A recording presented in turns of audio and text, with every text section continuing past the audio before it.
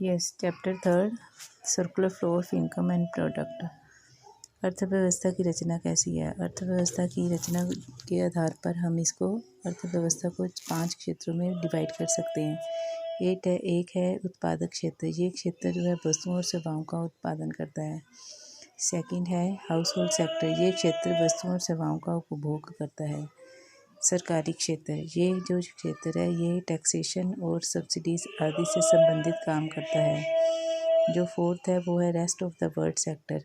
ये जो क्षेत्र है ये निर्यात और आयात का काम करता है। और वित्तीय क्षेत्र जो है ये मुल्क क्षेत्र जो है ये मुद्रा को उधार देता तथा जमा करता है। Meaning and causes of circular flow of income and product. आय और उत्पाद के चक्रीय प्रवाह से अभिप्राय अर्थव्यवस्था के जो विभिन्न क्षेत्र है उनमें मौद्रिक आय के प्रवाह या वस्तुओं और सेवाओं के चक्रीय रूप में प्रवाह से है। ये चक्कर है ये इसका कोई आदि नहीं, ना कहीं कोई आदि होता है ना कोई अंत होता है। ये एक चक्कर है जो घूमता रहता है। किसी एक ही दिशा में होने वाले वस्तुओं और सेवाओं के प्रवाह के साथ साथ उससे विपरीत दिशा में मुद्रा का प्रवाह होता है। परिवार क्षेत्र से साधन सेवाओं के प्रवाह के साथ साथ उत्पाद क्षेत्र से परिवार क्षेत्र की ओर साधनों का भुगतान जैसे लगान, मजदूरी, ब्याज और लाभ का प्रवाह होता है। एक क्षेत्र को जो प्राप्तियां मिलती हैं वो दूसरे क्षेत्र को किए जाने वाले भुगतान के बराबर होती हैं। इसमें अगर जो प्राप्तियां हैं वो भुगतानों से कम है, जब भुगतान जो है प्राप्तियों से कम है तो चक्रीय प्रवाह कहीं ना कहीं रुक जाएगा।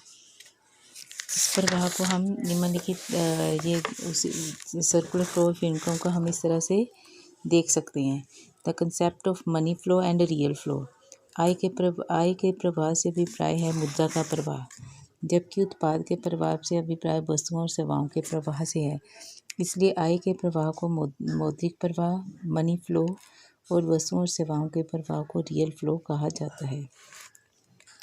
आय के वास्तविक प्रवाह से अभिप्राय ये है कि परिवार क्षेत्र द्वारा परिवहन की गई जो उत्पादक के साधनों की सेवाओं का प्रवाह उत्पादक क्षेत्र की ओर होता है तथा उत्पादक क्षेत्र द्वारा उत्पादित वस्तुओं और सेवाओं का प्रवाह जो है वो परिवार क्षेत्र की तरफ होता है। उत्पादक क्षेत्र और परिवार क्षेत्र, ये जो सेक्टर मॉडल है ये इस तरह से होता है। जो उत्पादक क्षेत्र है वो परिवार क्षेत्र को वस्तुएं भी देता है और सेवाएं भी प्रदान करता है, और जो परिवार क्षेत्र है वो क्या करता है, उत्पादन के साधनों की पूर्ति उत्पादक क्षेत्र को करता है।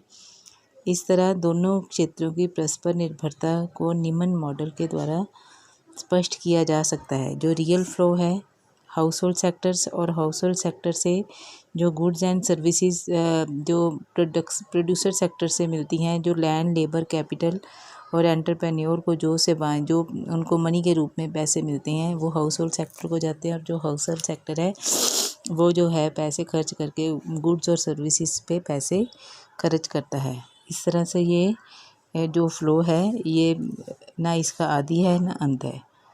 उत्पादक क्षेत्र से परिवार क्षेत्र की ओर वस्तुओं और सेवाओं के होने वाला प्रवाह एवं परिवार क्षेत्र से साधन सेवाओं जैसे श्रम, पूंजी, भूमि और उद्यम का उत्पादक क्षेत्र की होने वाले प्रवाह के रूप में प्रकट किया जाता है। सेकंड है मनी फ्लो।